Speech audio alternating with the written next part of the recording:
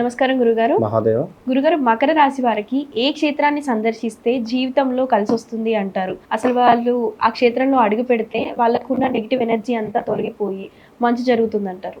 తప్పకుండా అమ్మా. మకరం అంటేనే కొంత మొండి స్వభావం కలిగినటువంటి వారు. మరి మకర రాశి వారు ఎవరైతే ఉన్నారో కొంత జా జీ జూ జే అక్షరాలతో పేర్లు మొదలవుతాయి. మకర రాశి వారికి 2020, 21, 22, 23 అంత బ్యాడ్ ఈవెంట్స్ మరొకటి లేవు. ప్రదేశ మార్పులు, స్థాన చలనాలు, వాస్తు సరిగా లేని ఇంటికి పోవడాలు, అది కాస్త అక్కడి నుంచి మళ్ళీ బయటికి రావడాలు, గొడవలు, నమ్మిన వారు మోసం చేయడం కావచ్చును. 19లో నమ్మిన వారి నుండి మోసపూరితమైనటువంటి వాతావరణము, ఇంటా బయట చాలా చికాకుగా అనిపించడము. సుమారుగా 2016, 17లో 18లో హెల్త్ రిలేటెడ్ ఇష్యూస్ ఫేస్ చేయడాలు, ఇలా వాహనము ప్రమాదాలు 18, 19లో. అదేవిధంగా కొంత లవ్ బ్రేకప్స్ ఉండడాలు, వారు మళ్ళీ కనబడడాలు, వారికి వేరే వివాహం జరగడాలు, అదేవిధంగా రాజకీయంగా ప్రవేశించి కొంత డౌన్ఫాల్ అవడాలు, గెలవడం కూడా ఉంది. ఇక్కడ గెలిచిన వారు ఉన్నారు, డౌన్ఫాల్ అయిన వారు ఉన్నారు. గెలిచినటువంటి వారు ప్రజలల్లో తిరస్కరణ ఏర్పడినటువంటి సందర్భాలు ఉన్నాయి. సో ఎన్నెన్నో ఇబ్బందులు, ఎన్నెన్నో అవరోధాలు. మరి ఇప్పుడు చూసుకుంటే గత ఒక 2-3 నెలల నుండి కొంత ఏదో తెలియని క్యూరియాసిటీ కానీ, తెలియని ఒక ఆందోళన కానీ, గతంలో 2025 మార్చ్, ఏప్రిల్, మే, జూన్ నుండి కూడా కొంత ఇబ్బంది కలిగించే సందర్భాలు కానీ ఇంటా బయట. అదేవిధంగా మనీ రిలేటెడ్ ఇబ్బందులు కానీ, నమ్మిన వారి నుండి ఎంతో ప్రేమగా ఉన్నారే వీరు నాకు నమ్మక ద్రోహం చేశారే అనే విధంగా ఉండడం కానీ, మనకు దూరం అవ్వడం కానీ, వీరు ఒక మాట అంటే సహించలేరు. వీరిని వీరు ముందు ఇట్లా చిటికేసినా కూడా అన్నట్టుగా చూస్తారు. వీరికి వీరే కొన్ని సందర్భాలలో కొంత ఫీల్ అయిపోతుంటారు. నాకే అంతా తెలుసు అనేటువంటి విధంగా, నేను ఒక గొప్ప అనేటువంటి విధంగా ఫీల్ అయిపోతుంటారు.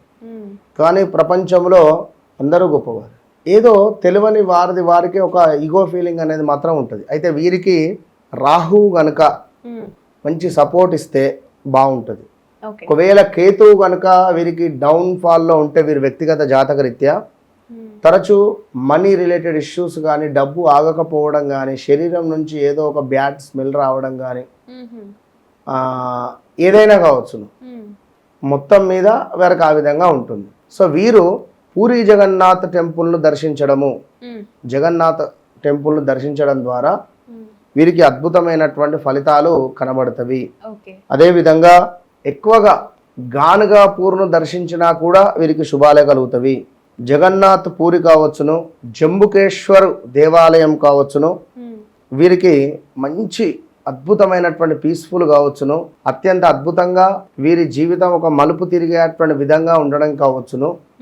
ఈ క్షేత్రాలు దర్శించక ముందు, దర్శించిన తర్వాత వీరి జీవితంలో అద్భుతమైనటువంటి మార్పులు వారికి ఖచ్చితంగా కనబడుతుంది. అయితే వ్యక్తిగత జాతక రీత్యా తప్పకుండా కొంత ఏంది అంటే వీరి డిసిప్లిన్ కానీ, వీరి యొక్క క్రమశిక్షణనే వీరిని మంచి స్థానంలో నిలబెడుతుంది.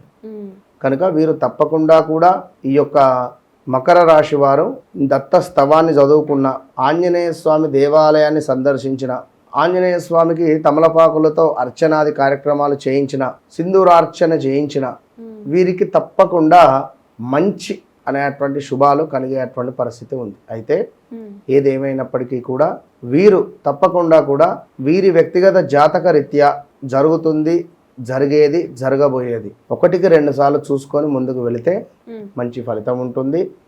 ఎట్లాగైనా కూడా నన్ను కలవక ముందు, నన్ను కలిసిన తర్వాత వారి జీవితంలో మార్పు మాత్రము ఇది సత్యము. అంతే అండి. గురుగారు, మకర రాశి వారు ఏ ఆలయాలకు వెళ్తే బాగుంటుంది, వాళ్ళు తీసుకోవాల్సిన జాగ్రత్తలు ఏంటి అనేది చాలా క్లియర్గా ఎక్స్ప్లెయిన్ చేశారు. ధన్యవాదాలు.